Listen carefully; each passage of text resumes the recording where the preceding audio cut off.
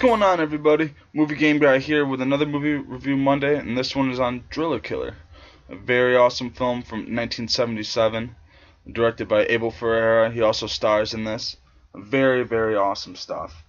This is the unrated, uncut version, which is awesome. Released by Cult Epics. It's in one of these fat boxes, a silver case, which I think is pretty cool. In the back of it is, it probably doesn't matter, but 9,676 out of 10,000, which is a high number, but I always loved this cover art, so I really wanted to get it. And it's just awesome. It comes with a really nice insert too. Definitely want to get a t-shirt of that sometime. Really nice. And so the plot of this is basically about this guy in New York in the 70s, and he's a struggling artist who's got a lot of mental problems. And a lot of stuff just is going wrong for him, and he just can't cope with society and the people around him, and he just retaliates and bugs out, and he ends up killing a bunch of people with a drill that you got to plug in, which I think is pretty funny, but a drill, and it's pretty wild. There's a lot of great gore scenes in this. It's very iconic, especially, as I said before, it was known as a video nasty. So it had a lot of controversy circling around it when it was, after it was released. A lot of people didn't want it around or in stores or anything. But I love this movie. It's awesome. Very, very cool. It's one of those movies that you don't really see too many like this.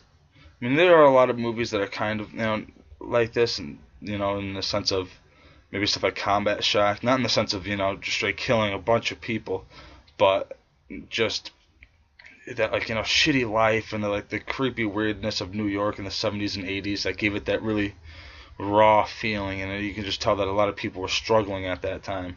I think it really helped with its time to capture that, that time in this film. It's very cool. Abel Ferrara does a lot of cool stuff.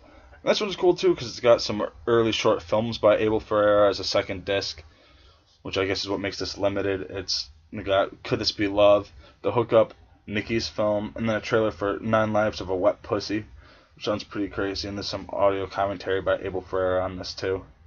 Very cool. And obviously it's the widescreen version of audio commentary by Abel Ferrara for the film Driller Killer with French and Spanish subtitles, theatrical trailer, and proto-pack commercial, which I haven't watched that yet on here. I'm definitely gonna.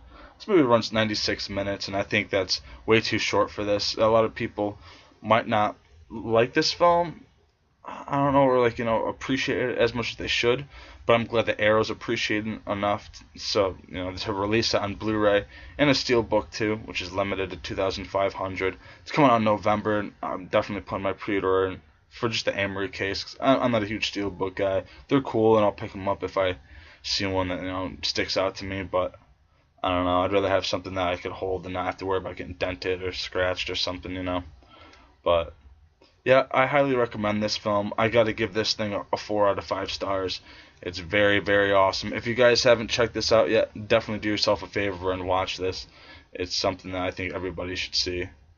And that's what I gotta say about that. And thank you guys for watching. Give a thumbs up if you guys like this video. Leave a comment below, and while you're at it, subscribe. And I appreciate all the comments and everything, all the support. And tune in next week for another episode of Movie Review Monday.